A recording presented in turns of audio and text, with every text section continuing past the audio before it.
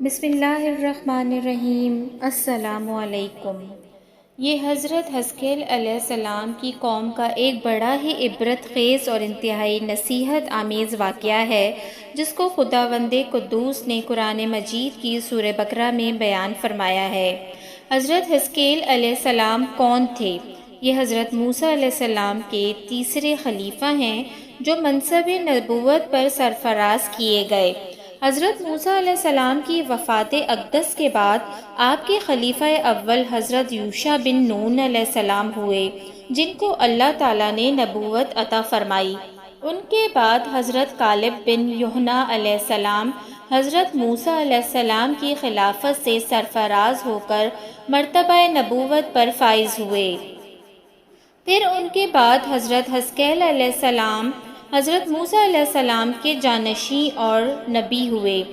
حضرت حزقیل علیہ السلام کا لقب ابن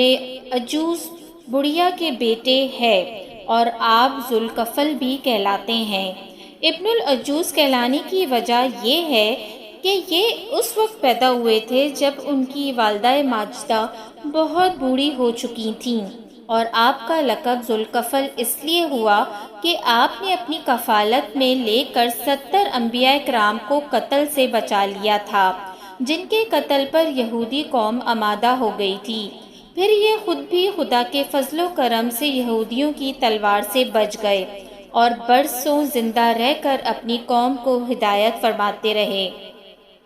مردوں کو زندہ ہونے کا واقعہ۔ اس کا واقعہ یہ ہے کہ بنی اسرائیل کی ایک جماعت جو حضرت حزقیل علیہ السلام کے شہر میں رہتی تھی، شہر میں طاعون کی وبا پھیل جانے سے ان لوگوں پر موت کا خوف سوار ہو گیا اور یہ لوگ موت کے ڈر سے سب کے سب شہر چھوڑ کر ایک جنگل میں بھاگ گئے اور وہیں رہنے لگے۔ تو اللہ تعالیٰ کو ان لوگوں کی یہ حرکت بہت زیادہ ناپسند ہوئی، چنانچہ اللہ تعالیٰ نے ایک عذاب کے فرشتے کو اس جنگل میں بھیج دیا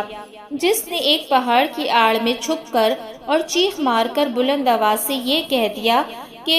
یعنی تم سب مر جاؤ، اور اس مہیب اور بھیانک چیخ کو سن کر بغیر کسی بیماری کے بالکل اچانک یہ سب کے سب مر گئے جن کی تعداد 70,000 تھی۔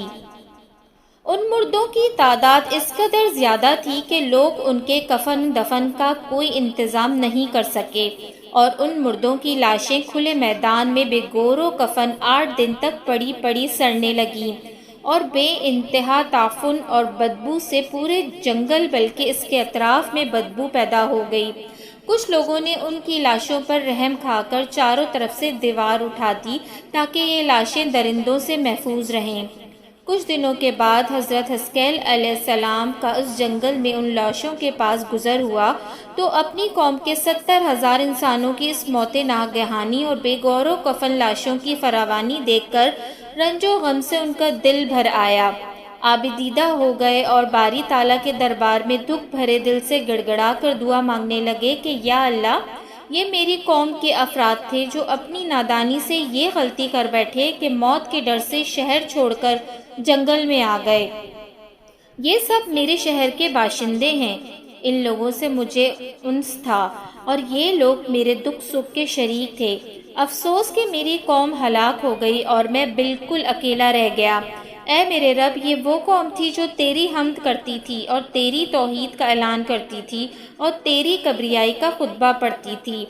آپ بڑے سوز و دل کے ساتھ دعا میں مشغول تھے کہ اچانک آپ پر یہ وحی اتر پڑی کہ اے حزقیل علیہ السلام، آپ ان بکھری ہوئی ہڈیوں سے فرما دیجئے کہ اے ہڈیوں، بے شک اللہ تعالیٰ تم کو حکم فرماتا ہے کہ تم اکٹھا ہو جاؤ۔ یہ سن کر بکھری ہوئی ہڈیوں میں حرکت پیدا ہوئی اور ہر آدمی کی ہڈیاں جمع ہو کر ہڈیوں کے ڈھانچے بن گئے۔ پھر یہ وحی آئی کہ اے حزقیل علیہ السلام، آپ فرما دیجئے کہ اے ہڈیوں، تم کو اللہ کا یہ حکم ہے کہ تم گوشت پہن لو۔ یہ کلام سنتے ہی فوراً ہڈیوں کے ڈھانچوں پر گوشت پوش چڑھ گئے۔ پھر تیسری بار یہ وحی نازل ہوئی، اے حزقیل علیہ السلام، اب یہ کہہ دو کہ اے مردوں، خدا کے حکم سے تم سب اٹھ کر کھڑے ہو جاؤ۔ چنانچہ آپ نے یہ فرما دیا تو آپ کی زبان سے یہ جملہ نکلتے ہی 70,000 لاشیں دم زدن میں ناگہاں یہ پڑھتے ہوئے کھڑی ہو گئیں، سبحانک اللہم و بحمدک لا الہ الا انتا۔ پھر یہ سب لوگ جنگل سے روانہ ہو کر اپنے شہر میں آ کر دوبارہ آباد ہو گئے اور اپنی عمروں کی مدت بھر زندہ رہے، لیکن ان لوگوں پر اس موت کا اتنا نشان باقی رہ گیا کہ ان کی اولاد کے جسموں سے سڑی ہوئی لاش کی بدبو برابر آتی رہی، اور یہ لوگ جو کپڑا بھی پہنتے تھے وہ کفن کی صورت میں ہو جاتا تھا، اور قبر میں جس طرح کفن میلا ہو جاتا تھا ایسا ہی میلا پن ان کے کپڑوں پر نمودار ہو جاتا تھا۔ چنانچہ یہ اثرات آج تک ان یہودیوں میں پائے جاتے ہیں جو ان لوگوں کی نسل سے باقی رہ گئے ہیں۔ یہ عجیب و غریب واقعہ قرآن مجید کی سورہ بقرہ میں خداوند قدوس نے اس طرح بیان فرمایا کہ اے محبوب، کیا تم نے نہ دیکھا تھا انہیں جو اپنے گھروں سے نکلے اور وہ ہزاروں تھے، موت کے ڈر سے تو اللہ نے ان سے فرمایا مر جاؤ، پھر انہیں زندہ فرما دیا۔ بے شک اللہ لوگوں پر فضل کرنے والا ہے، مگر اکثر لوگ ناشکرے ہیں۔ آدمی موت کے ڈر سے بھاگ کر اپنی جان نہیں بچا سکتا، لہٰذا موت سے بھاگنا بالکل ہی بیکار ہے۔ اللہ تعالیٰ نے جو موت مقدر فرما دی ہے وہ اپنے وقت پر ضرور آئے گی، نہ ایک سیکنڈ اپنے وقت سے پہلے آ سکتی ہے اور نہ ایک سیکنڈ بعد آئے گی، لہٰذا بندوں کو لازم ہے کہ رضائے الہی پر راضی رہ کر صابر و شاکر رہیں، اور خواہ کتنی ہی وبا پھیلے یا گھمسان کارن پڑے، اطمینان و سکون کا دامن اپنے ہاتھ سے نہ چھوڑیں، اور یہ یقین رکھیں کہ جب تک میری موت نہیں آتی مجھے کوئی نہیں مار سکتا اور نہ میں مر سکتا ہوں، اور جب میری موت آ جائے گی تو میں کچھ بھی کروں، کہیں بھی چلا جاؤں، بھاگ جاؤں یا ڈٹ کر کھڑا رہوں، میں اسی حال میں بچ نہیں سکتا۔ اس آیت میں خاص طور پر مجاہدین کو ہدایت کی گئی ہے کہ جہاد سے گریز کرنا یا میدان جنگ چھوڑ کر بھاگ جانا ہرگز موت کو دفع نہیں کر سکتا، لہٰذا مجاہدین کو میدان جنگ میں دل مضبوط کر کے ڈٹے رہنا چاہیے اور یہ یقین رکھنا چاہیے کہ میں موت کے وقت سے پہلے نہیں مر سکتا، نہ کوئی مجھے مار سکتا ہے۔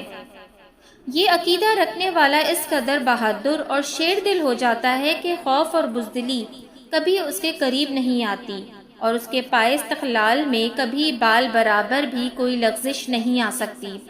اسلام کا بخشا ہوا یہی وہ مقدس عقیدہ ہے کہ جس کی بدولت مجاہدین اسلام ہزاروں کفار کے مقابلے میں تنہا پہاڑ کی طرح جم کر جنگ کرتے تھے، یہاں تک کہ فتح مبین ان کے قدموں کا بوسہ لیتی تھی، اور وہ ہر جنگ میں مظفر و منصور ہو کر اجر عظیم اور مال غنیمت کی دولت سے مالا مال ہو کر اپنے گھروں میں اس حال میں واپس آتے تھے کہ ان کے جسموں پر زخموں کی کوئی خراش بھی نہیں ہوتی تھی، اور وہ کفار کے دل بادل لشکروں کا صفایا کر دیتے تھے۔ جزاک اللہ۔ اگر آپ کو میری یہ سٹوری پسند آئی ہے تو پلیز میرے چینل کو سبسکرائب کرنا نہ بھولیے گا۔